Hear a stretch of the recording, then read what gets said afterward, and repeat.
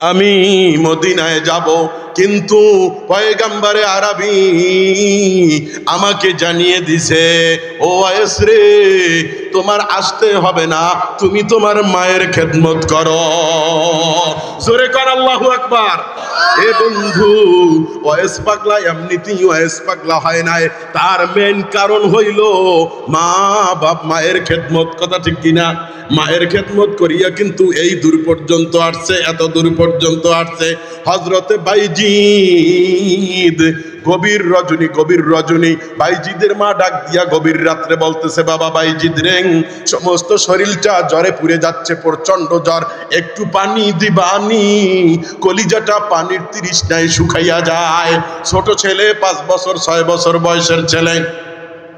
এবার বাইজিৎ ঘরের ভিতরে তন্ন তন্ন তন্ন তন্ন করিয়া পানি খুঁজলো, কোথাও পানি পাইল না। পানি আনার জন্য বাহিরে চলে গেল ছোট বাচ্চা। পানি নিয়ে আইসা দেখে বাইজিদের মা আবার ঘুমিয়ে গেছে, কিন্তু ছোট বাইজিদ মাকে আর ডাকলো না। কেন ডাকলো না? মায়ের ঘুমের ক্ষতি হবে, মা অসুস্থ, ঘুমিয়ে গেছে। বাইজিদ পানির গ্লাস নিয়ে মায়ের মাথার কাছে দাঁড়িয়ে রয়েছে। শীতের রজনী, শীতের কারণে বাইজিদ পানির গ্লাস নিয়ে থরথর থরথর কপিয়ে কাঁপতেছে। যখন মসজিদের ভিতরে মুয়াজ্জিন আজান দিয়ে দিয়েছে, আসসালাতু খায়রুম মিনান নাওম, মুয়াজ্জিন যখন আজান দিয়েছে, বাইজিদের মার চোখের ঘুম চলে গেছে। চোখটা মেলে তাকাইয়া দেখে হযরতে বাইজিদ পানির গ্লাস নিয়ে মায়ের মাথার কাছে দাঁড়িয়ে আছে। মা জননী ডাক দিয়া কয়, ও বাবা, কেন ঘুমাও নাই রে? ও মা, এসে দেখি পানি অনেক দূরের থেকে এনেছি, এসে দেখি তুমি ঘুমিয়ে গেছো, তোমাকে ডাকলে তোমার ঘুমের ক্ষতি হবে, এই জন্য ডাকি নাই। আমি যদি শুয়ে যাই, আবার তুমি সজাগ হয়ে যদি পানি না পাও, তোমার কষ্ট হবে, এই জন্য আমি পানির গ্লাস নিয়ে দাঁড়িয়ে আছি। বাইজিদের মা বাইজিদের হাত থেকে পানির গ্লাস নিল এবং পান করলো। বাইজিদকে লাভ কম্বলের ভিতরে সুন্দর করে শোয়াইয়া দিল। এবার বাইজিদের মা উজু বানাইয়া নামাজে দাঁড়াইলো, সেজদার ভিতরে গেল। নামাজের যায়, নামাজে সেজদার ভিতরে যাইয়া ডাক দিয়া কয়, মালিক রে, আজকের আমার বাইজিদ আমার জন্য যা করলো রে, আমার বাইজিদকে তুমি সুলতানুল আরিফিন বানাইয়া দিও। আল্লাহু আকবার। বাইজিদ বোস্তামি মায়ের এক দোয়ায় কামিয়াব হয়ে গেছে। বাইজিদ বোস্তামি যখন তার মায়ের পেটের গর্ভের ভিতরে, তখন বাইজিদের মা দুনিয়ার থেকে, বাইজিদের বাবা দুনিয়ার থেকে বিদায় হয়ে গেছে। বিদায় হয়ে যাওয়ার পরে বাইজিদের মা মনে মনে মনে মনে স্তোন করেছে যে আমার সন্তান ছেলে হোক বা মেয়ে হোক, আমি কোরআনের হাফেজ বানাবো, মাদ্রাসায় দিয়া মাওলানা সাহেব বানাবো। বলেন আল্লাহু আকবার। কিন্তু মাদ্রাসায় দেওয়ার আগে মা এমন এক দোয়া কইরা বসলো বাইজিদের জন্য, এক দোয়ায় কামিয়াব হয়ে গেল। দোয়ার পরে পরের দিন বাইজিদের হাতটা ধরিয়া বুঝাইতেছে, বাইজিদ, তুই যখন আমার পেটে, তখন তোর বাবা দুনিয়ার থেকে বিদায়। না বাবা না, আমার মনের নিয়ত করেছি, মনে বড় আশা করেছি, তোকে আমি বড় একজন আলেম বানাবো। হাতটা ধরিয়া মাদ্রাসার ভিতরে ওস্তাদদের কাছে নিয়ে গেছে। ওস্তাদ, আমার বাইজিদকে দিয়ে গেলাম, কিন্তু আপনার উপরে আমার একটা শর্ত আছে। শর্ত, আমার বাইজিদ যতদিনে বড় আলেম না হবে, ততদিনে আমার বাইজিদকে বাড়ি পাঠাইবেন না, ছুটি দিবেন না। ওস্তাদ শর্ত মেনে নিল। এবার ছোট বাচ্চা 2 মাস 3 মাস পরে তো মাকে দেখতে মনে চায়, বাবাকে তো দেখে নাই, বাবা হারাইছে জন্মের আগে। 2 মাস 3 মাস পরেই মাকে বড্ড দেখতে মনে চায়। ছোট বাচ্চা ওস্তাদজির কাছে যাইয়া বলে, ওস্তাদ, একটু ছুটি দিবেননি, আমার মাকে দেখতে বড্ড মনে চায়। কিন্তু ওস্তাদ ওয়াদা করেছে মায়ের সঙ্গে বড় আলেম না বানাইয়া বাইজিদকে বাড়িতে পাঠাইবে না। কেমন একটা ভেজাল!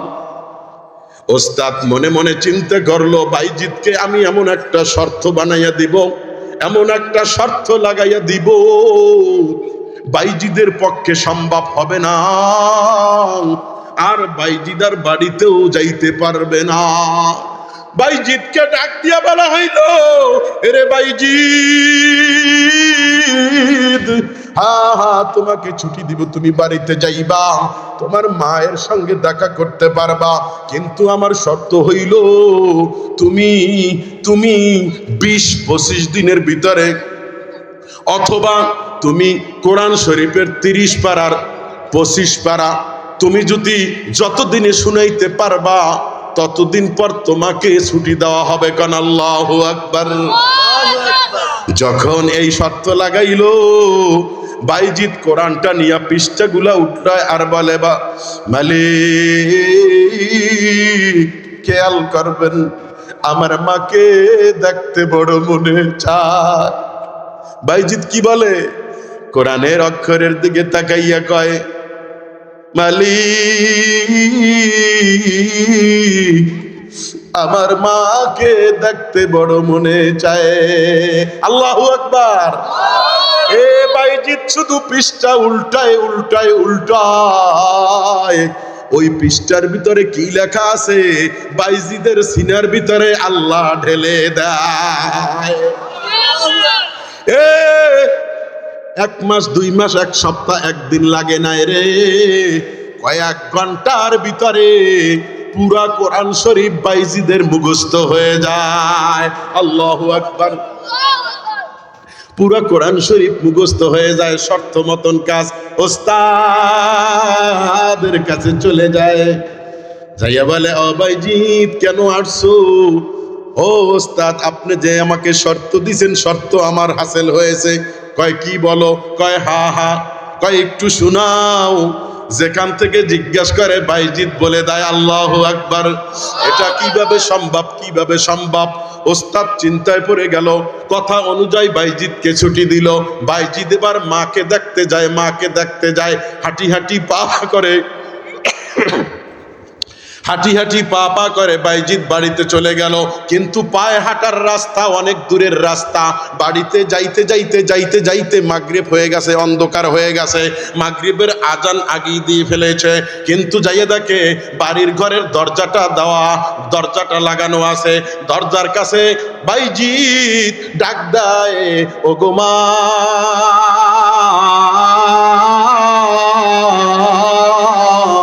সকলে ডাক দেন, ও গো মা, আমি বাইজিদ, আমি তোমার বাইজিদ, আমি আসছি। ও মা, তোমাকে বড্ড দেখতে মনে চায় রে, চায় মনে চায়। এই বলিয়া ঘরের দরজার ভিতরে ডাক দেয়, কিন্তু মা জননী দরজা খোলে না। মা দরজা খোলে না, খোলে না। মা ভিতর থেকে ডাক দিয়া কয়, যদিও কণ্ঠটা আমার বাইজিদের মতন, কিন্তু তুমি আমার বাইজিদ হইতে পারো না। আল্লাহু আকবার। কেননা ওস্তাদের সঙ্গে আমার শর্ত হয়েছে, আমার বাইজিদ পরিপূর্ণ আলেম না হওয়া পর্যন্ত আমার বাইজিদকে ছুটি দিবেন না। তুমি আমার বাইজিদ হইতে পারো না, যদিও কণ্ঠটা বাইজিদের মতন, তুমি বাইজিদ হইতে পারো না। এ বন্ধু, সন্ধ্যা থেকে নিয়ে শুরু করে ফজরের মুয়াজ্জিনের আজান পর্যন্ত বাইজিদ দরজার সামনে দরজা খটখড়াইলো, কিন্তু বাইজিদের মা দরওয়াজা খুললো না।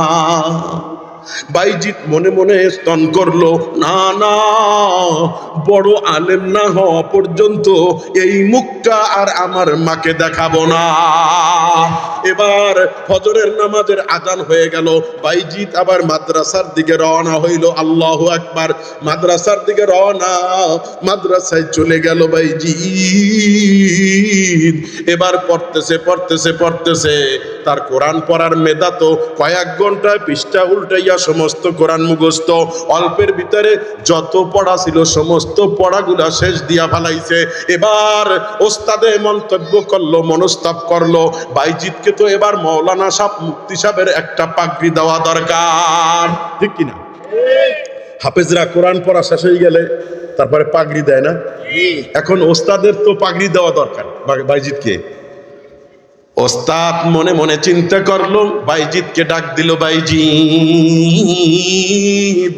ও বাইজিৎ, আগামী কালকে তোমাকে মলান সাহেবের পাগড়ির সনদ দেওয়া হইবে, তুমি বাড়িতে চলে যাইতে পারবা। আল্লাহু আকবার। পরের দিন যখন নিয়ত করলো ওস্তাদ যে পরের দিন পাগড়ি দিবে, ওস্তাদজি রাতের বেলা ঘুমিয়ে গেল। রাতের বেলায় স্বপ্নে দেখতেছে পয়গম্বরে আরবি মোহাম্মদে আরবি নবী মোহাম্মদুর রাসূলুল্লাহ সাল্লাল্লাহু আলাইহি ওয়াসাল্লাম ওস্তাদের সামনে হাজির হইয়া গেছে। ডাক দিয়া কয়, ও বাইজিদের ওস্তাদজি, আগামী কালকে বাইজিদকে আপনি যে পাগড়ি পরাইবেন, বাইজিদকে একটা পাগড়ি পরাইবেন না, বাইজিদকে আমি পয়গম্বরের পক্ষ থেকে আরো একটা পাগড়ি পরাইয়া দিবেন। আল্লাহু আকবার। বাইজিদকে পাগড়ি পরাইবে কয়টা? দুইটা। একটা পরাইবে তার আলেমের মুফতি সাহেবের সনদের পাগড়ি, আর একটা পাগড়ি পরাইবে তাসাউফের পাগড়ি, যেটা পয়গম্বরে আরবি নবী মুহাম্মদুর রাসূলুল্লাহ সাল্লাল্লাহু আলাইহি ওয়াসাল্লাম নিজে পরাইতে বলছেন। কারণটা কি জানো ও বন্ধু? ওই যে বাইজিদের মা হাত তুইলা দোয়া করেছিল, মালিক রে, আমার বাইজিদকে একজন প্রথম শ্রেণীর আল্লাহর ওলি বানাইয়া দিবা, সুলতানুল আরিফিন বানাইয়া দিবা। মনে আসেনি দোয়াটা? মনে আসেনি? ও যুবক ভাইরা, ওয়াইসুল করনি মায়ের খেদমত করিয়া কত মর্যাদা পাইল। হযরতে বাইজিদ সামান্য এক গ্লাস পানি নিয়ে দাঁড়াইয়া থাইকা কি মর্যাদা পাইল, ঠিক কিনা? ঠিক কিনা? ও যুবকের দলেরা শোনো, তোমার মায়ের চেহারার দিকে তাকাইলে কি হবে? কি হবে? সঙ্গে সঙ্গে তোমার জীবনের সগীরা গুলা ঝইরা তোমার শরীর থেকে পড়ে যাইবে। এ বন্ধু, খানায় কাবার দিকে তাকাইলে নেকি হয় কি হয় না? জোরে কান। খানায় কাবার দিকে তাকাইলে নেকি হয় কি হয় না? একজন ওলামায়ে কেরামের চেহারার দিকে তাকাইলে নেকি হয় কি হয় না? পবিত্র কোরআনুল কারীমের দিকে তাকাইলে, অক্ষরের দিকে তাকাইলে নেকি হয় কি হয় না? হয়। আর যদি মা বাবার চেহারার দিকে তাকাও, হাজার হাজার লক্ষ লক্ষ টাকা খরচ করিয়া বাংলাদেশ থেকে সেই সৌদি আরবে যাইয়া হজের উদ্দেশ্যে যাইয়া গেলাব দরিয়ালা লাব্বাইকা ইয়া লা শারীকা লাকা লাব্বাইক বলে, ঠিক কিনা? বলে কি বলে না?